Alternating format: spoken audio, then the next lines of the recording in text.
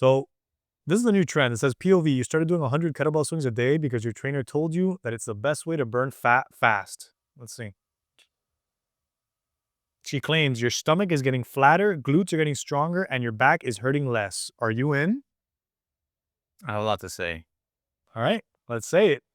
Guys, thanks for tuning in to another episode of the Be Fit Brothers podcast. I'm Victor, that's Julian, and we're here talking to you guys today about the newest TikTok trend, the 100 kettlebell swing a day challenge. And more importantly, what we feel about these trends, the reality behind a lot of these trends, and whether or not these things are actually effective. Are they the real deal or just another flash in the pan? Let's find out. Let's. So what is the trend? You do 100 kettlebell swings a day for how long? 30 days? Yeah. Yeah. What do you think about that? What do you think if somebody told you, one of your clients comes up to you and tells you, hey, look, I'm trying this new challenge and I'm doing 100 kettlebell swings a day. First of all, I want to meet the trainer that said that it's the fastest way to lose fat. I hate it. Kettlebell swing. Well, we know, we talk about it all the time here. We hate absolutes. Those blanket statements. Like, how are you going to tell somebody this is the fastest way to do anything? I just like, this is what should I already start cynical shitting on TikTok this early on? But this is what I hate about like TikTok specifically trend. It's like POV, some arbitrary thing and then they show themselves. And it's like, I can say that about anything. This is the secret. And then show myself, Yeah. show my abs, and maybe I don't even do the thing. I think right off the bat, saying that an exercise is the fastest way to burn fat. What if you're not eating at a calorie deficit? Are you burning any fat? That's already a huge red flag. Somebody tells you the fastest way to burn is this exercise, you should just eliminate that person's opinions. If everybody tells you this exercise is a definitive way to burn fat. Also, you know what grinds my gears? Uh-oh. POV. Tell me. POV. Oh, let's get into that. And it's not your point of view. POV is first person, guys. Come on. Can someone explain to us why that is? Like, why is it so common? People jump on like this one thing and just like take it and run. Like, I don't understand why they took that one. When they could just say, you took, like, just skip the loop part. Yeah, or make it an actual POV if you're going to do POV. Yeah, but no, that's gonna be a weird, how are you going to film yourself doing it? All of those porn enthusiasts know what real POV is. Yeah, I've never, no, I'm leaving that. Did you call yourself us porn enthusiasts or the POV? I don't know, but I don't want to be squeezed into that demographic. I'm like, yeah, support sex workers. That's good, man. Have you put your license, right? You put your license into these websites? My license? My license? Clearly you're not that much. What your license? No wonder I've been getting told this spam. So the reason we even know about this is because we have our Summer Ready Club, our accountability chat. And somebody in there posted, like, oh, this is all over my timeline. What do you guys think about it? You know, everybody's kind of doing it or sharing it.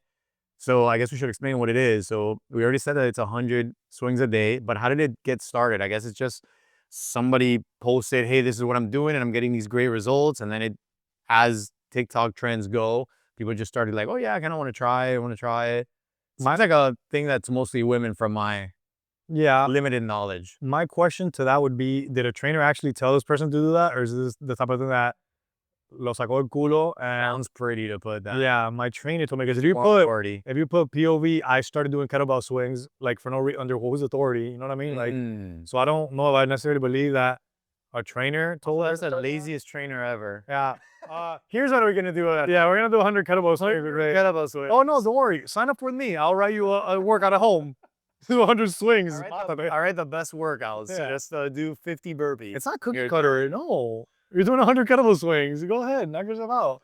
So let's discuss the pros before we start completely shitting on it. Okay. There are some pros. There are. So let's go with the actual challenge itself first, and then I'll go over what somebody told us in our chat, which I think is really cool. Okay. So pros of kettlebell swings.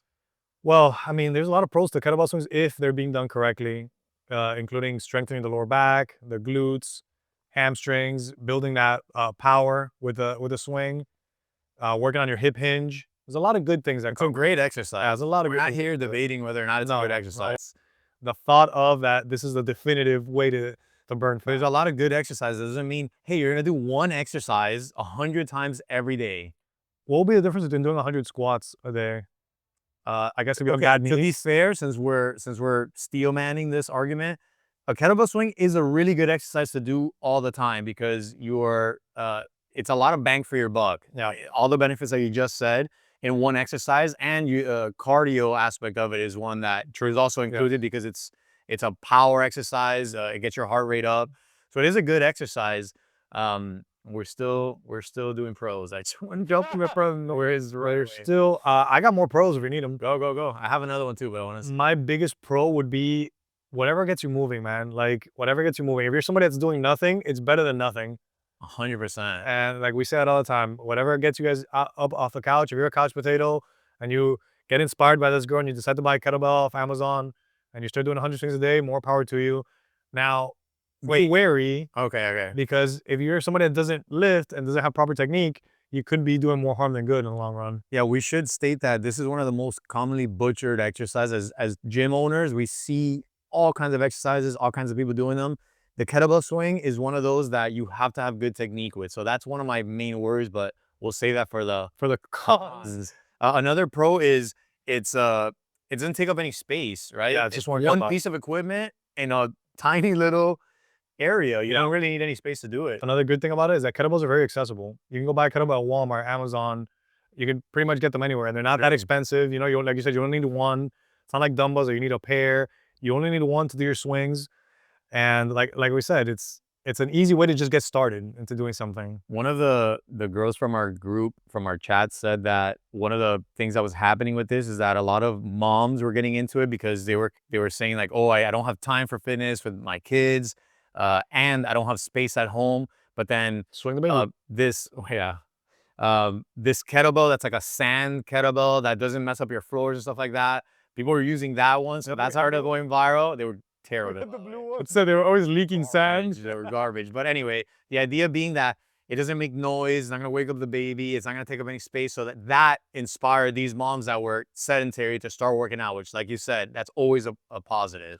Which, and of course, you have to keep going into the caution. Like you have to be careful with it because especially if you just gave birth to something, we know that your core might need a little bit more work. So if you're just jumping into something that's kind of intense for somebody that's inactive, you really need to be careful with that lower back. It is a little bit of an advanced movement. It seems like a lot of beginners are the ones doing this challenge, and it is a little bit of an advanced movement. So, can we move on to the cons already?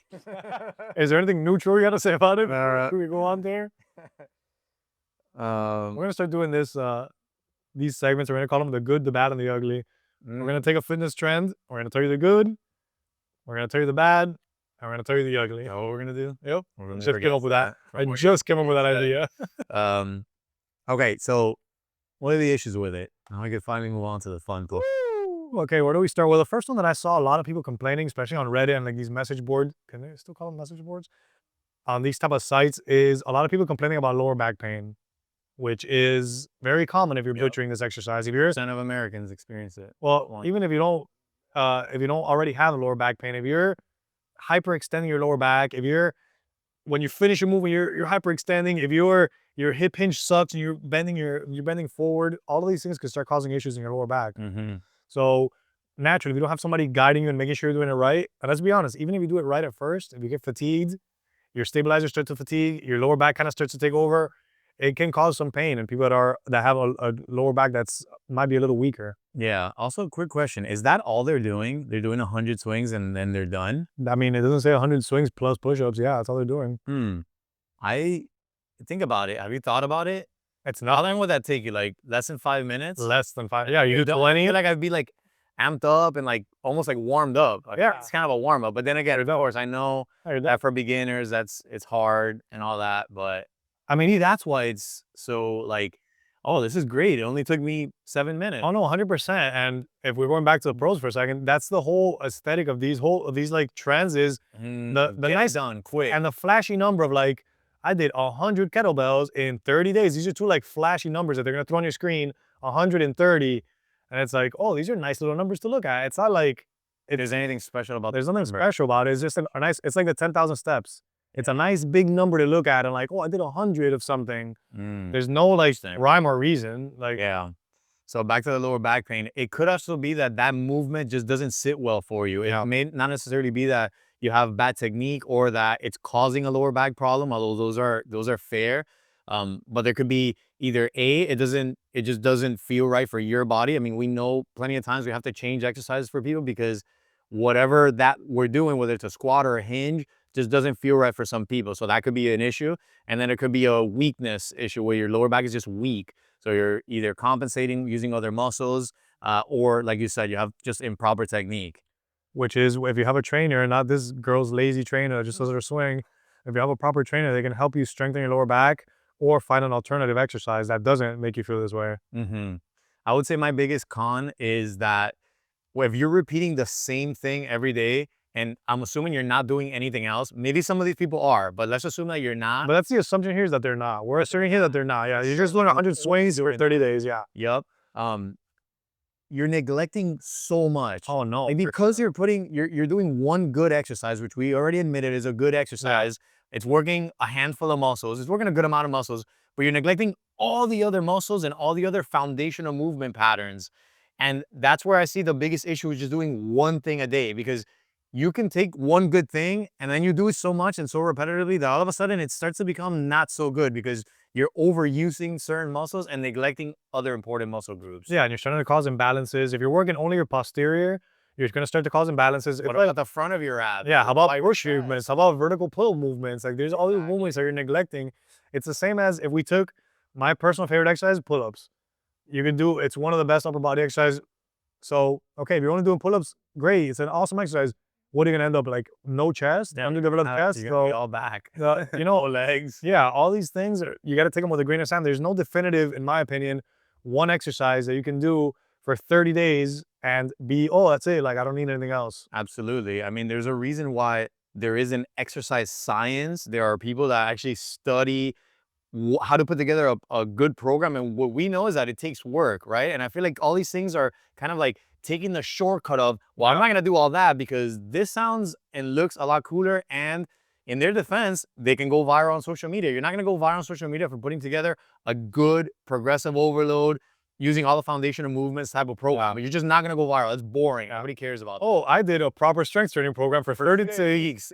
And nobody gave a shit. And ate at a calorie deficit. And that's the only way to lose fat. Nobody cares. Like. Unless you have a ridiculous body or something, nobody's gonna care. Which we should do an experiment of, like, get somebody with a ridiculous body and say the most outrageous thing and see if we can make it go viral. Yeah. Just to prove how dumb people are. Let's do it.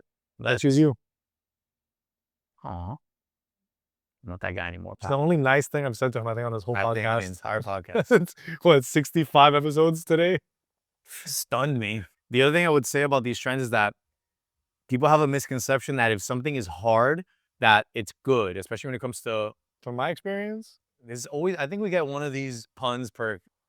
It's not my fault. I'm a middle school. Word hard on the podcast. I'm a middle school. I already have to say difficult. Yes. Well, you have to speak at like a 6th grade reading level, because that's how most people, like, that's like their level of comprehension. So even though we're difficult, you scale it back to hard, but I guess I'm gonna have to go difficult. Difficult is not a 6th grade word?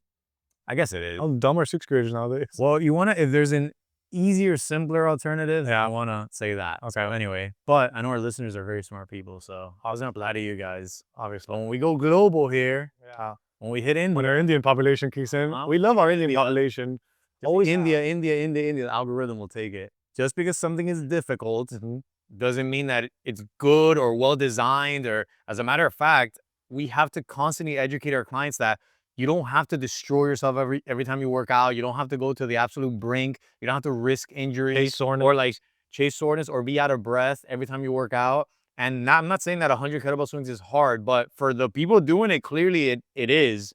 So it's one of these things where, like, people see a CrossFit workout like Murph or something like that, that, again, just for whatever reason, 75 hard, another great example. I mean, hard is in the actual title of it. And they'll think that it's amazing because of the fact that, like, well, this is just really difficult to do, so it must be good for you. Yeah. I would argue that if you know exercise science, the way you design programs has a complete different framework than do something that's really, really hard. And things that are really, really hard are scalable. So what may be hard for you may not be hard for some. But really, what I mean by that is, you can take a beginner and you're not supposed to kill your beginner client that's never worked out.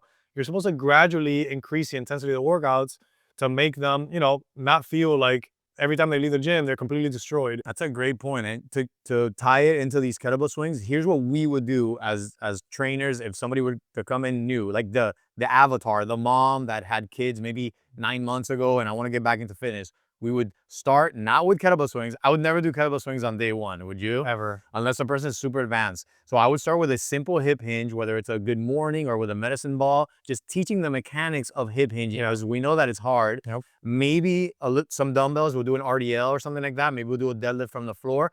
Do that for a couple of weeks. Slowly but surely introduce the power aspect of the swing, because now we're ready. We've done a few weeks of strength training, bracing, all that stuff. And then eventually introduce a swing. So notice the difference there between, oh, just grab a kettlebell and go. Yeah. Dale, go for it.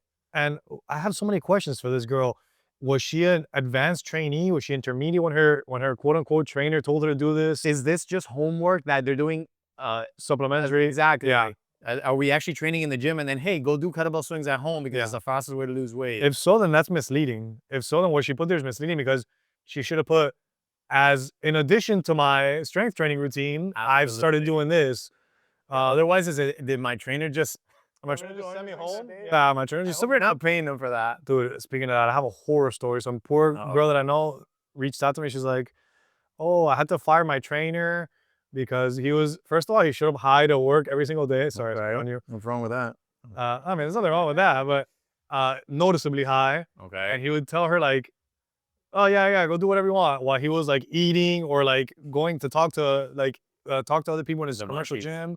And he's like, yeah, look at tu get ahí, like one of those kind of guys. And it's just like, what am I paying you for? He was always late, he was always canceling. I was like, this is why we always say here that it's so difficult to find a proper trainer. Like, yeah, but also like do your research and at least like know what a good trainer should look like. But I guess that's asking for a lot. You know? I think if people assume that if you call yourself a trainer, you know what you're doing. Yep. I think people just need to be more, have higher standards. But I want to say something before I forget. I think one of the biggest problems that I have with social media and with this type of stuff, like what you just read in the beginning there, is that it's such a blanket statement that it misses so much nuance, so many details, so many other things that go into that statement, right? Like, well, all the questions that we've been asking, are you doing anything else?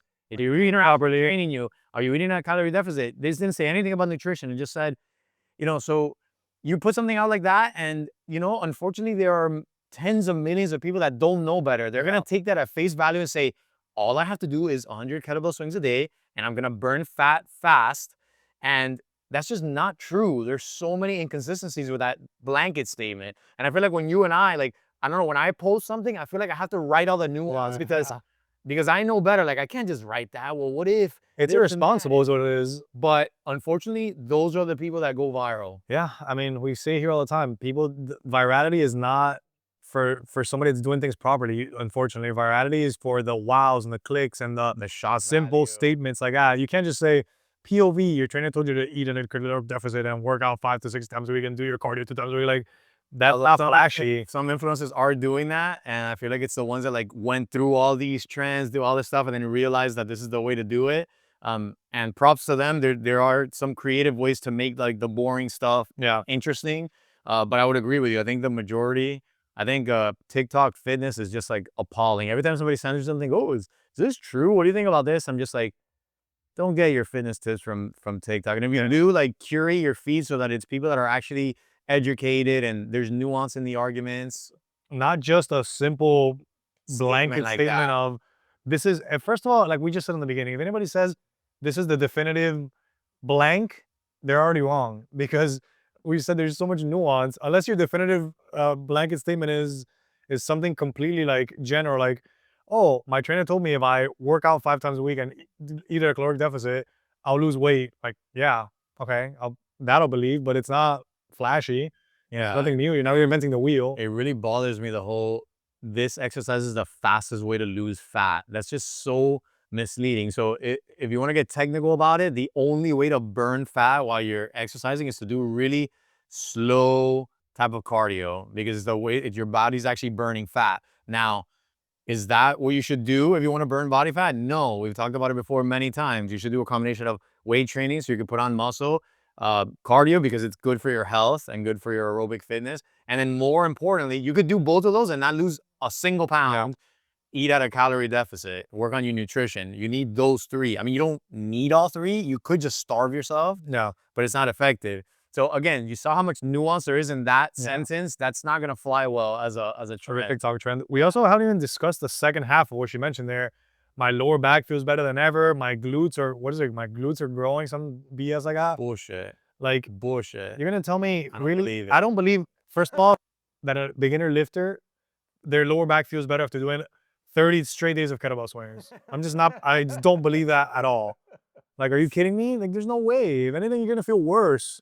Yeah, I have trouble believing that too. I mean, it is a lower back strengthening kind of. You can't even call kettlebell swings a strength exercise per se, but a little bit. I guess if you were like a couch potato. Yeah. But then again, I wouldn't start with something as aggressive as a kettlebell swing. Yeah, we go back to the, if you're a couch potato, don't start with kettlebell swings. So Yeah. there's so much to it. Second of all, I would say like, okay, let's say you hit your posterior chain today with kettlebell swings. Tomorrow, do something else. Like that's just the common sense thing to do. Let those muscles rest, because this whole idea of, and you know, I blame a lot of, even a lot of like successful people, like there's the Bruce Lees or the famous boxers that say, I did 10,000 kids. I did 1,000 crunches every day. I would say, that's idiotic. Moron. That's it. I don't give a shit if you're Bruce Lee. Like maybe it worked for you, but you were also doing a million other things. You're super fit. You took care of yourself. I could do 100 stupid things every day and still be successful. Arguably. I'm more like 3. But you know what I'm saying? Does that make sense? Like, don't just take somebody just took crunches as a perfect example. These boxers, they love to do 100, 1,000, 500 push-ups, crunches, whatever it is. You're taking a good exercise and you're overkill. Yeah. So yeah, the overtraining aspect is something we didn't mention at all. Is you're doing the same muscle group, your body is not recovering properly.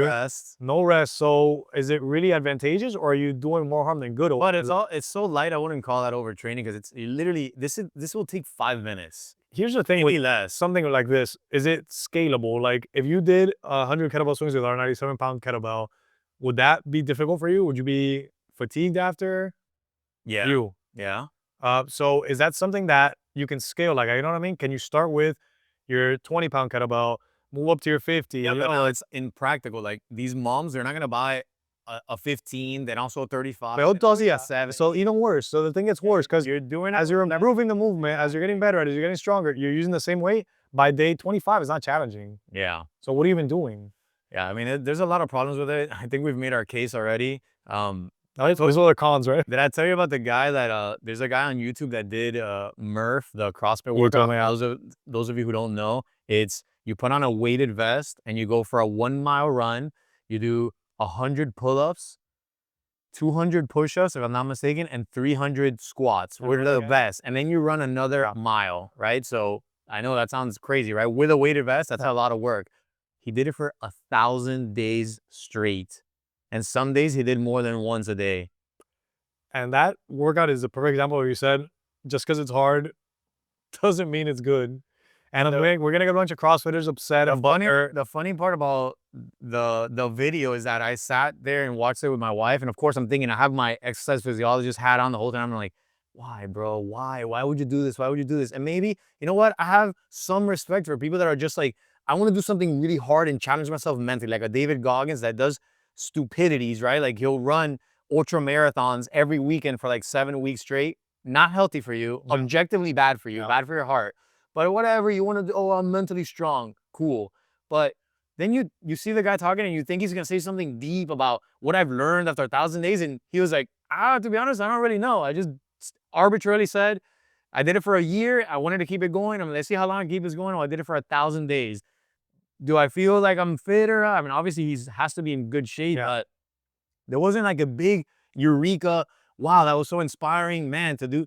And it's just, to me, it's just doing the same boring ass stuff every single day for 1,000 days with no rhyme or reason, when we know that there are better ways to train. To me, to my logical brain, doesn't make any sense.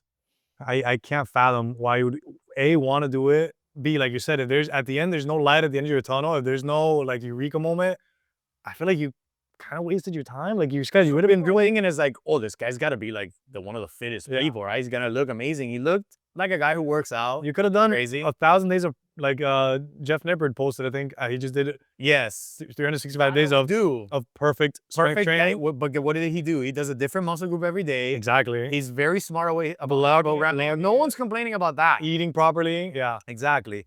And then not just that, he did it the 1,000 days while making huge sacrifices. Like he has a small kid and he'd be like, sometimes I had to miss events. My wife had to go alone with the kid to like the birthday party or whatever, because God forbid I don't do my Murph today. And I was just like, all right, now it's getting in the way of your life. It's not that serious. This is ridiculous. Just do 100 kettlebell swings. Yeah, I mean, just like what, to make a YouTube video out of it? I mean, come on, man. But anyway, I completely, I will die on that hill that there's a right way to train. There's a smart way to train. We have good research. And then there's just people that just arbitrarily do shit. Yeah. I'm just going to do this for 1,000 days for no reason, I ate seaweed for 50 days. Name the thing. And then the worst part about it is that those are the people that they'll preach about it. Like, oh, I did the, what is the grapefruit diet, only eating grapefruit. I feel better than ever, man. Who's this nutritionist? Is it Dr. Nadolsky? How's you say his name? Nadolsky, yeah. Yeah. Spencer. He always, like, I think he posted like once a year, this great thing that says every fad diet basically comes down to, I ate only grapefruit. Calorie deficit. Yeah. I ate the carnivore diet. You're in a caloric deficit. It was either him or BioLane. One of those guys always posts it. Anything that makes it all distills. And it's like, okay, like all these trends are basically like, they all have a subcontext of you're moving your body. Oh, I did 100 kettlebell swings. It's because you were moving your body and you weren't before. So let's play devil's advocate. Is it a positive thing if these trends just get people going? Because maybe you and I don't need the motivation, because I'm going to keep doing my program. I don't give a shit if the broccoli diet comes out or the cauliflower diet. I'm not going to pay attention to it because I don't need the motivation. I'm already on my journey already. I'm already disciplined about that. Is it a positive if the average person needs this little fancy 100 kettlebell thing, and then next week they need the 5K, and then the following month after that they need, isn't that a good thing? I'd say it's a good thing. I said it in the beginning, I think it's better. It's always better than doing nothing. If that's what gets you up and going, typical.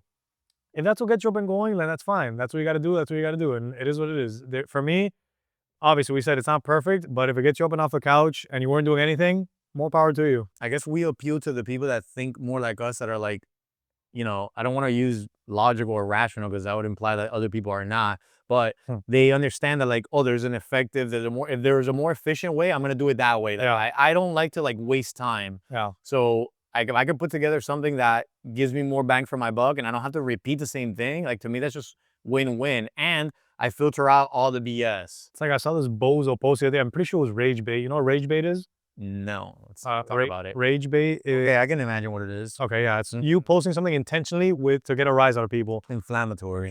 So this moron put, if you're at the gym for less than 2 hours, you're wasting your time. If you're at the gym for more than 2 hours, you're fucking... If you're at the gym for more than an hour, you're a bozo. Like, a proper routine should take you better with your life. Yeah, come on, man. Any extra work. That goes down to what you just said. If you can do more, get more bang for your buck, why wouldn't you? What are you doing for 2 hours at the gym? Yeah. Unless you're telling me, oh, I did 30 minutes of strength training, 30 minutes of cardio, then I went to the sauna, then I went to the massage training. Ironman, you're training for like an Ironman or something. That's a very special case. These are very special cases. This guy was just like talking gen pop. I'm pretty sure it was rage bait because nobody can actually, but was he in his car? Tell me it was a tweet. It was a tweet. Oh, okay. It was a tweet. Yeah, well, my favorite of those guys, they're in the car and they're just like, oh, well, preaching. You gotta do. No, this guy was just tweeted it, and most of the comments were, brother, you can't put that. And his avatar was, unfortunately, he's like, posting this with a double chin is crazy. Like all the things, like a bunch of people just coming for you because what are you saying? Like, yeah, the way that I would describe it is this, right? Let's say that somebody is telling you, oh, for 7 days a week, if you do this 500 air squats, that's the way to go. And then somebody else says, I did a research study and I took somebody that does 7 days a week training and then somebody that does 3 days a week, but a very, very efficient routine, and they got the same results. Why wouldn't most people pick the 3 day a week? Yeah. Right? It's like doing more in less time. That's the way that I think. I think efficiency, right? But I guess there is a time and place for people that just want to do the same thing every single day, or maybe it works better for them to do it every day. I don't know. But I can tell you objectively, there are much better ways to train than doing 100 kettlebell swings a day. But I mean, ultimately, you just said if somebody likes to do the same thing every day, that's fine for something outside of fitness, because fitness requires rest. You got to rest those muscles. But then you again, can't do the same muscle. but then there's these anomalies like the guy that did 1,000 days of Murph. He didn't rest at all. There's no way that guy's joints aren't beat to shit. I refuse to believe. No, man. I think the body sometimes is resilient. Some people are also just built different. And I don't mean that in the sense like that the kids say nowadays he's built different. I mean, literally, some people are built to withstand more abuse than others. That is a fact. And we have our dad's doctor gene. And what I hate is that you can't argue with that guy that did Murph, right? Yeah. Because he's gonna be like, well, I did it. I'm in great cardiovascular shape. Yeah, I could do this many pull-ups. Like, so there's like tens of millions of people that look at us and be like, that guy's in better shape than you guys are. You guys with your science. Yeah, don't need to preach to him. What are you talking about? Like he clearly has better results, like in the sense that he probably does more volume than us for sure. But it's you can't argue with people that are doing the thing. It's like the Ashton Hall thing where he looks ridiculous. We can never look like that, no matter what. This is the morning routine guy. Why? And I'm not gonna say it, but can we look like that?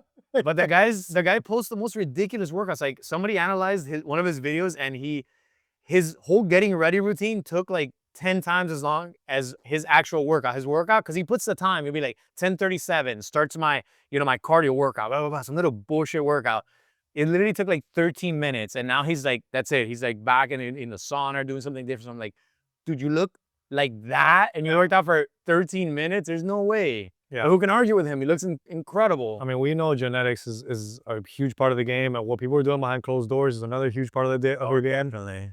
So all of these influencers, guys, we always tell you, take things with a grain of salt. You don't know what's going on behind closed doors, whether they're being transparent with you, whether they're doing extra workouts that they're not telling you about, whether they're injecting themselves. Yeah.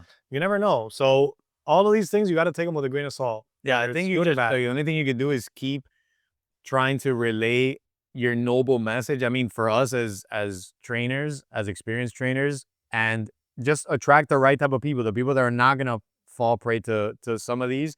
And on the other hand, if we know people that are already doing the quote unquote right way or the better way to train, yeah, you want to do 100 extra kettlebell swings for 30 days, do it, try it, tell me how it went. Some of these might be good, it might feel good. Some of them might be like, you know what, my lower back is starting to hurt.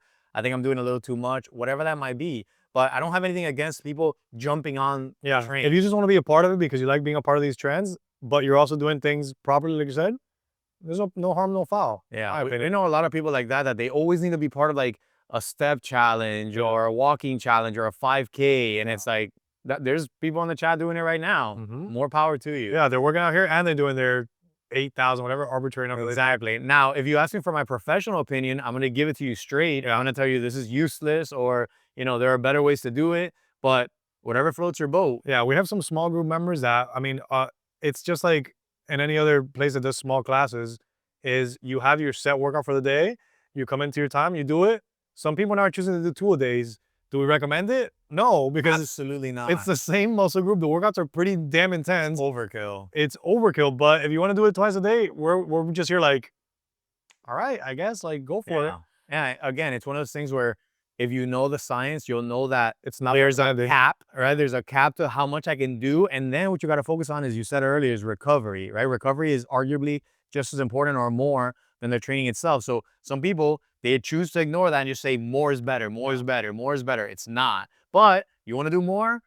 Do what you got to do. I wouldn't recommend it. Your joints are not going to be happy. Yeah. But that's what I was going to say is for some reason people feel like, oh no, I did legs yesterday, my legs need a break. But they neglect some muscles like abs. Oh, I'll do crunches every day. Or shoulders that are they're also a muscle, guys. Like, and your joints are muscles, but they're taking a beating. Like, you can't just do something explosive every day. That's why they limit the amount of jumps you do per week, the plyometrics. Yep. Because you don't want to take that abuse every week.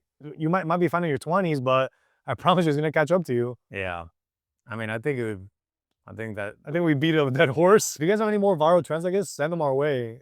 We would love to be like the filters of whatever's going viral. Send it to us. Yeah. We'll, at the very least, critique it. We'll say the pros and cons, or like you said, the good, the bad, and the ugly. We might start doing some shorts too, where we do these reactions to these type of things. If you guys want to see some of those, let us know in the comments.